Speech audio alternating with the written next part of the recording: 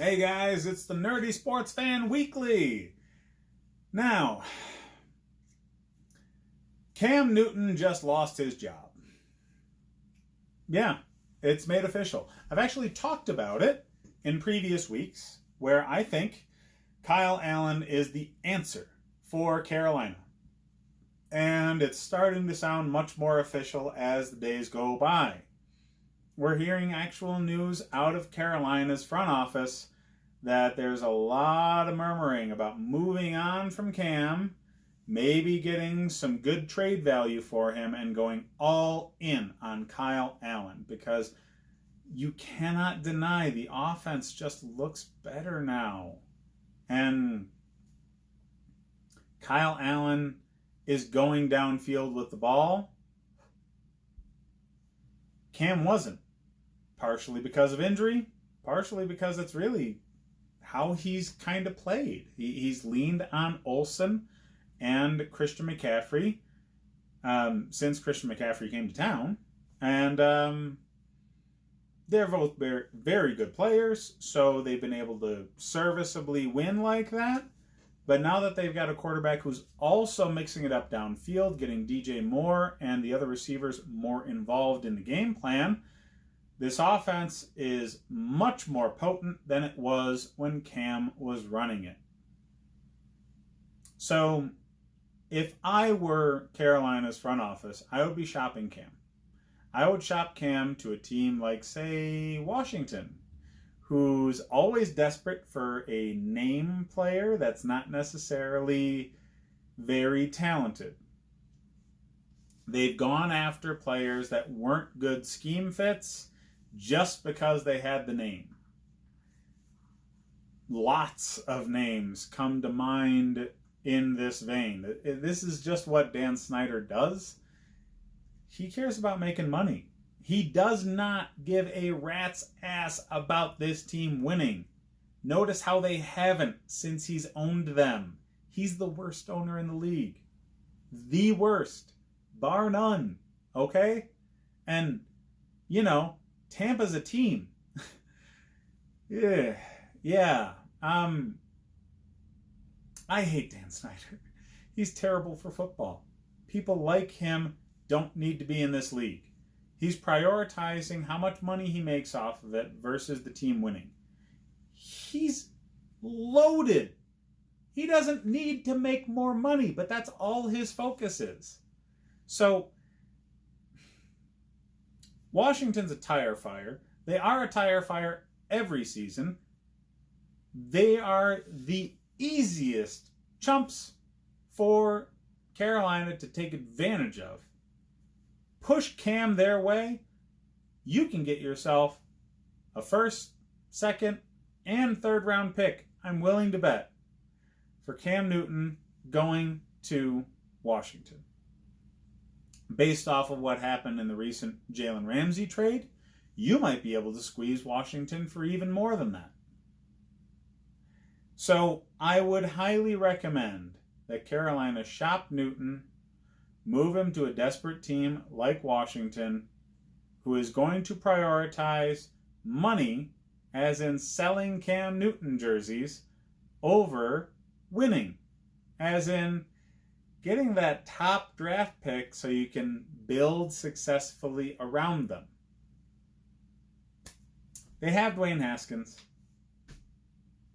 I get it. I really do. But they're not consistently using it. And I think the owner's just that much of a jackass that he's going to ignore the football minds in the room and try to get somebody who can sell jerseys. I just do. He's shown that sort of track record. That's my soapbox on Washington and Carolina both. The Jalen Ramsey trade happened this week. He's been pushing for it for weeks. He's been sitting out because of a back injury that I guarantee you miraculously healed because he's moving to the Rams.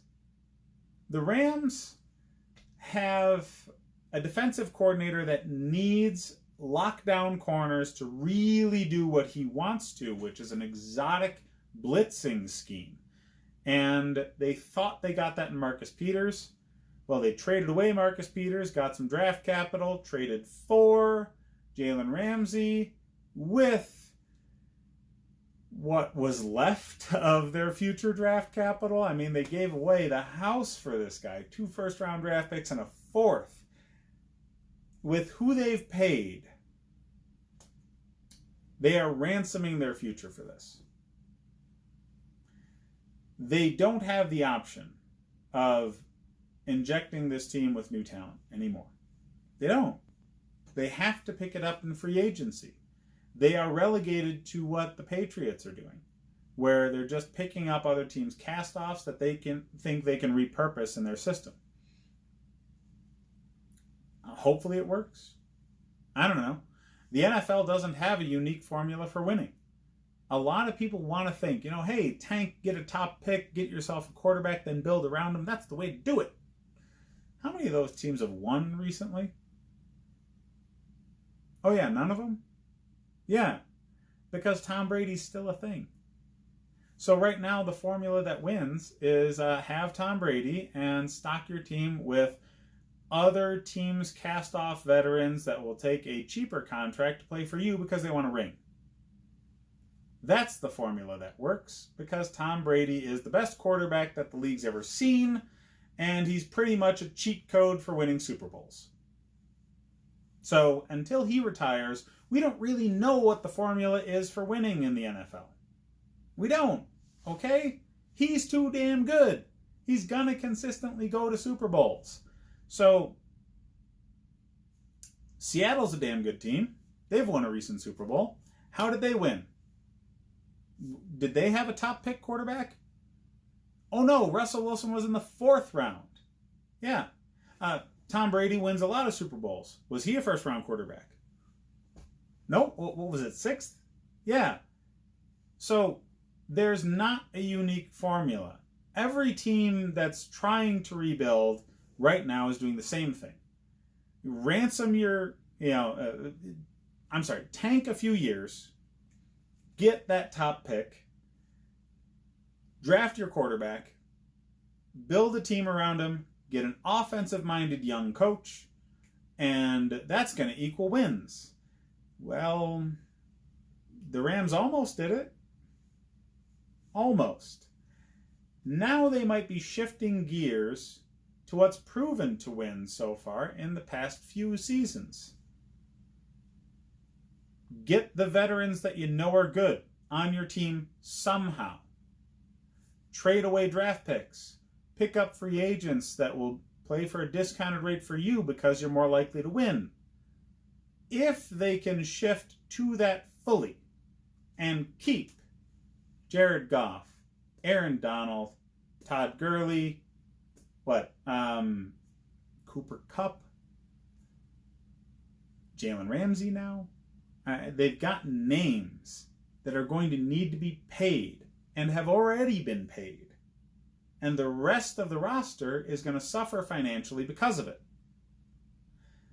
So you need those play for me and you have a chance for a ring kind of deals in order to sustain the big name players that they have already paid and will need to pay going forward.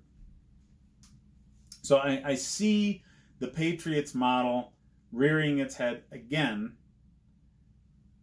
I don't know if Goff is the kind of quarterback that other players are going to rally towards and say, I want to play with that dude.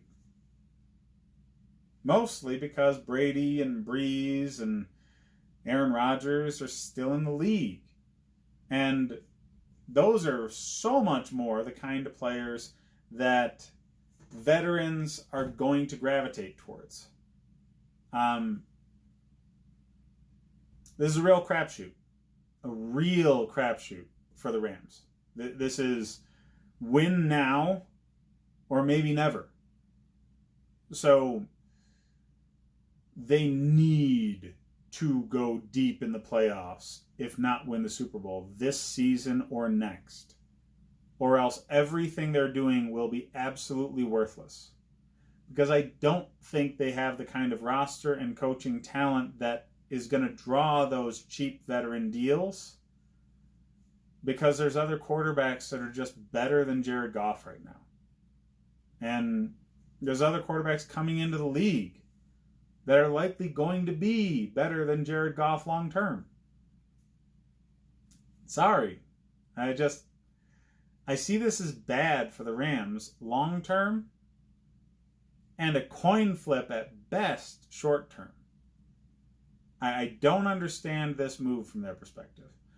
From the Jaguars' perspective, they got a player who wasn't playing for them anyway the past few weeks gone, and they got a king's ransom for the guy. If they draft well, this could set them up for a decade. Yeah, the Jags killed this trade. We all laughed about the Raiders when they got rid of Khalil Mack. We're not laughing now.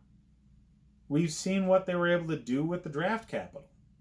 Sure, they had that stupid fling with Antonio Brown, but their drafted talent this past year it's seeming to pan out. That's a good model. Trade away the malcontents, get some top picks. Jaguars already have their quarterback figured out. I honestly think Gardner Minshew is the answer for them long term. So, since they already have that figured out, these other top tier picks are so much more value.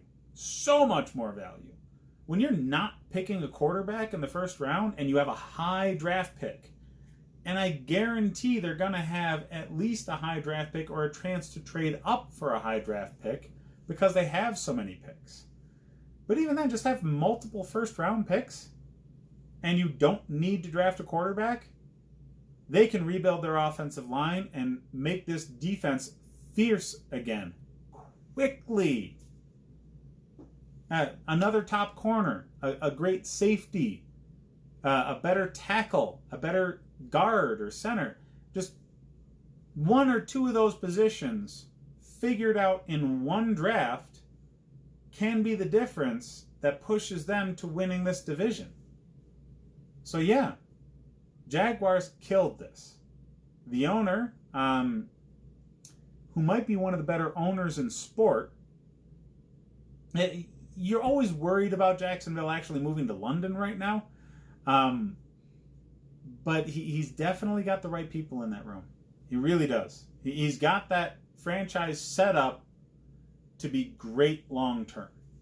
And you love to see that as a Jaguars fan. But I'm sorry, you're almost always worried that that's just going to pan out for a different city. And nobody deserves that. Enjoy it while you have your team. I hope you get to keep your team, because I went through this wondering if the Bills were going to move to LA or Canada.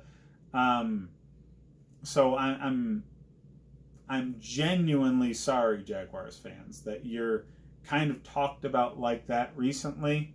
You're a loyal fan base, and you should be able to keep your team.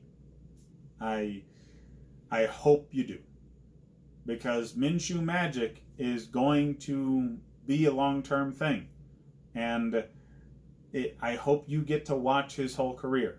It's going to be fun. That's it for me this week. I would go on, but I'm dead tired. If you've watched any of my other videos, you understand I've been moving literally thousands of pounds of concrete today, and I just need to get some sleep. So I'll catch you guys next week. Check out the rest of my videos for fantasy advice, betting advice.